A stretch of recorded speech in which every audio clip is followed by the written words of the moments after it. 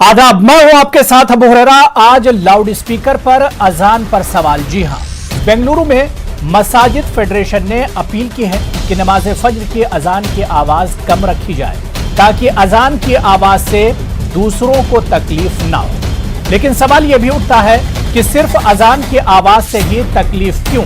क्या दीगर मजाहिब की सरगर्मियां या मजहबी मकामात पर लाउड स्पीकर का इस्तेमाल नहीं होता है? रात में फोड़े जाने वाले पटाखे और हॉर्न का शोर, बैंड बाजों, ऑर्केस्ट्रा के शोर पर आवाज क्यों नहीं उठती? लेकिन यह भी सच है कि अपनी इबादत से हम दूसरों को तकलीफ नहीं दे सकते। अजान और नमाज के जरिए इस्लाम को जानेंगे। आज हम फिर कहकर मानेंगे।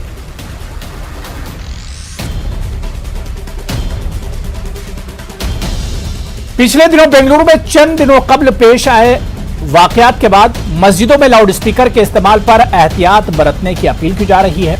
मस्जिदों में लाउड स्पीकर का इस्तेमाल कहां तक हो, मसाजिद के अंदरूनी हिस्से और बाहर के हिस्से में लगाए जाने वाले स्पीकर का वॉल्यूम कितना होना चाहिए, इस तरह के पहलुओं का जायजा लेते हुए गुफ्तगू का सिलसिला भी जारी है। इस पर गौर खौज किया जा रहा है।